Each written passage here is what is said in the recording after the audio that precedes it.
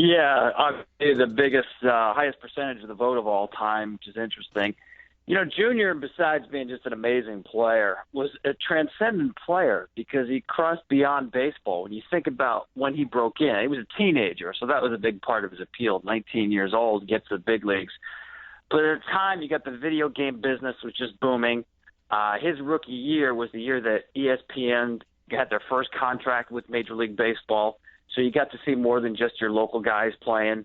You know, the whole highlight package, sports centers, the way he played the game was just made for that. So, you know, he was a guy, everybody had the poster in the bedroom growing up if you grew up in the 90s. But more than that, you just saw this guy and the kind of the easygoing swagger that he had with the hat on backward. The whole style, the Nike got behind him early on, and there were Griffey shoes, which you never see for baseball players. He was the right guy at the right time. And unfortunately, the back half of his career wasn't as good as the first half. But, man, those first 9-10 years, that's as good as we've ever seen somebody play, especially playing defense and center field besides the offense.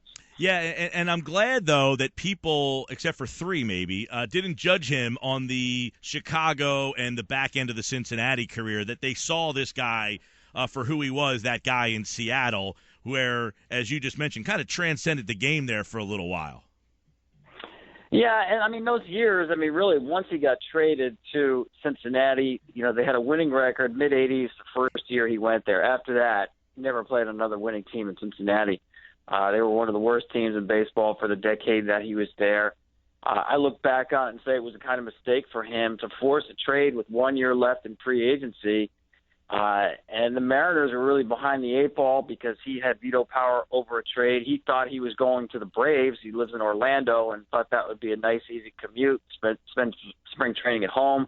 They didn't want any part of him, and it wound up being really a poor deal for the Mariners and the Reds, and even for Junior as well, because he just didn't have the same cast around him that he had in Seattle. So, listen, he was home. It's tough to argue at that. That's where he grew up in Cincinnati, but baseball-wise, it certainly wasn't a great move.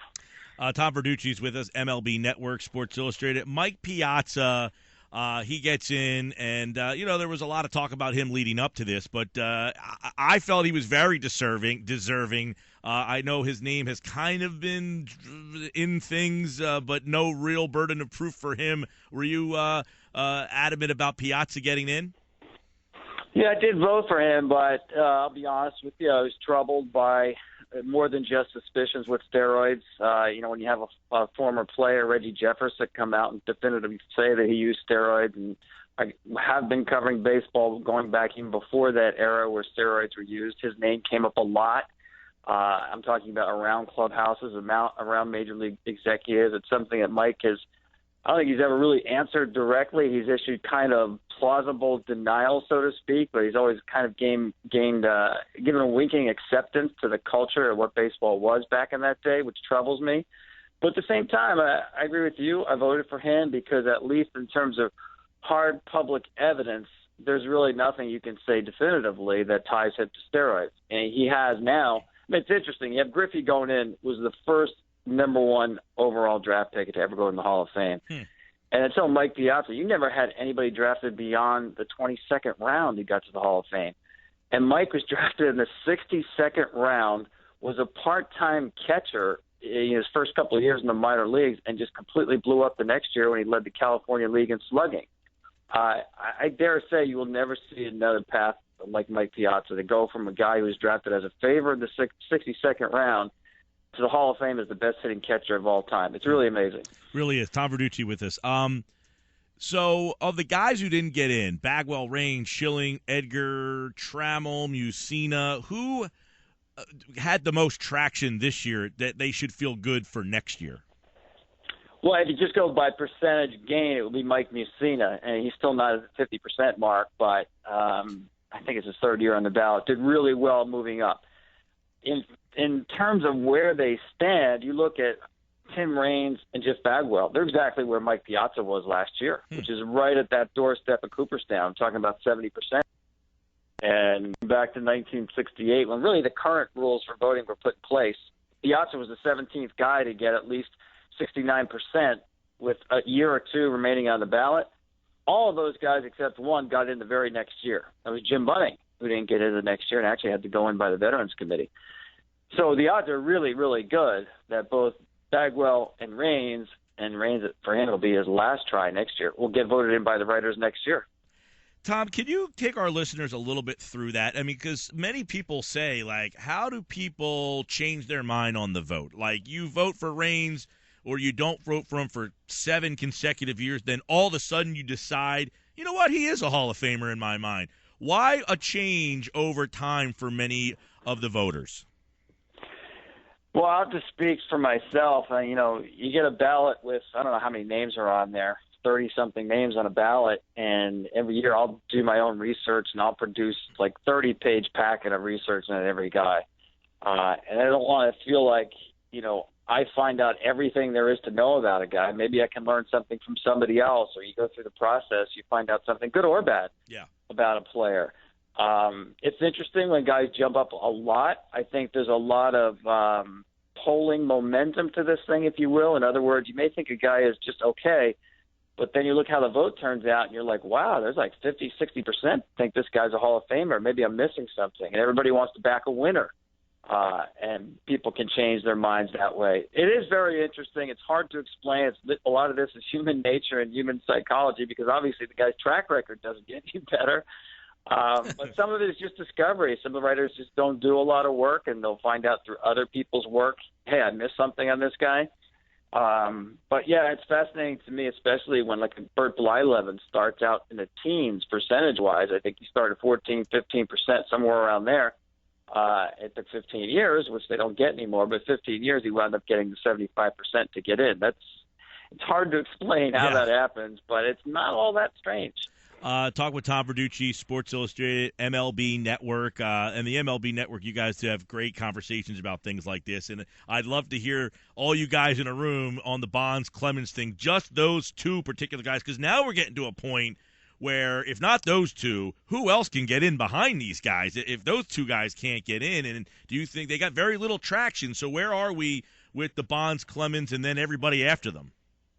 Yeah, you're right. They got little traction, and this was a key year for them because the Hall of Fame changed the voting rules, and they got rid of a little more than 100 writers who had not been covering baseball for the last 10 years. The thinking was, well, you're getting rid of a lot of older voters out of touch with the game. It was probably more anti-PED than some younger voters who are just coming onto the rolls, and that should help these guys. And to some extent it did, but not nearly enough for these guys to get much momentum. I mean, even after this, and this is really just, a one-year thing. I don't think we'll see the voting rolls changed again like this. So with the one-year bump, even when you factor that in, they still need more than 50% of the people who voted no to change their minds to get into the Hall of Fame. And when you're talking about an issue as polarizing as PED use, I don't see that happening. They have 6 more years left on the ballot. I don't see the momentum or the shift that would happen for them to get in, which means they would pass on to the expansion era committee, and they would not be eligible for that committee until I think it's 2026, when Clemens is 63 years old and Bonds is 61 years old. Wow. They got a long way ahead of them, I think, unless something really drastically changed that's unforeseen right now. That's wild. 2 guys who realistically if those 2 guys don't get in, the people behind them should not feel very good. I mean, if you're Barry Bonds and Roger Clemens and then you're a guy from that era waiting, I would think that you're not very optimistic about your possibility of getting in at this point. Well, you know what? If you played the game clean, you got nothing to worry about. We just saw Junior Griffey play his entire career in the teeth of the steroid era, get a higher percentage of vote than any player who ever played Major League Baseball. Other than those 2 guys that are obvious, have obvious asterisks in the conversation, was there an egregious leave-off, or were you happy that these 2 guys were the only 2 in? There's guys I think are really under-supported. I vote every year for Jeff Kent. I vote every year for Fred McGriff. The way it's trending, they have no shot of getting into the Hall of Fame. I don't understand. I understand why they're not first ballot Hall of Famers. Don't get me wrong. I'm not saying they're obvious Hall of Famers, but to me they should be getting much more support. They should be in that conversation with Jeff Bagwell, Tim Raines, Mike Mussina, and they're not even coming close. It's hard to explain.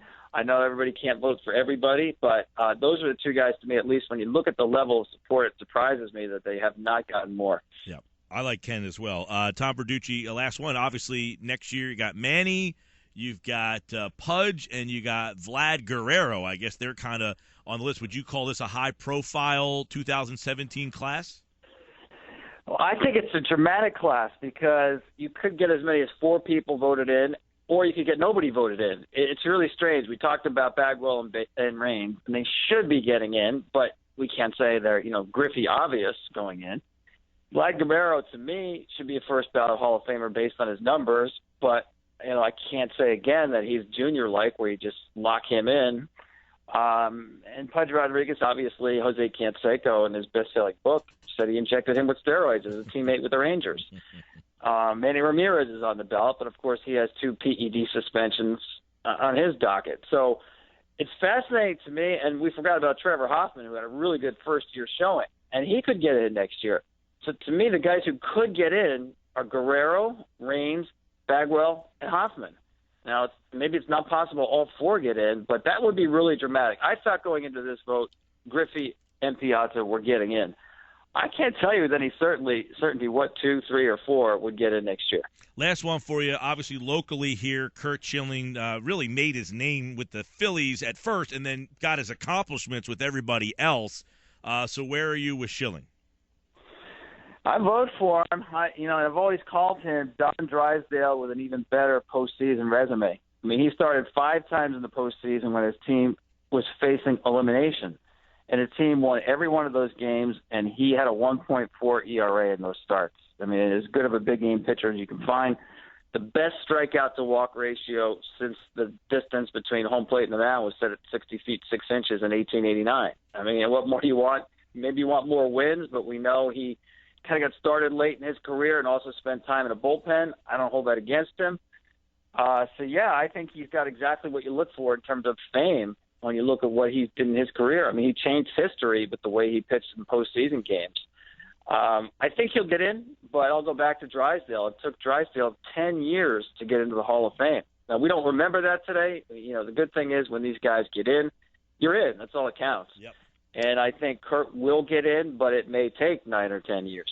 Tom Verducci, everybody. Always good to talk baseball, the Hall of Fame, and, of course, the Major League Baseball Network, Sports Illustrated, and, of course, right here today on the Sports Bash 97.3 ESPN. Thank you, Tom.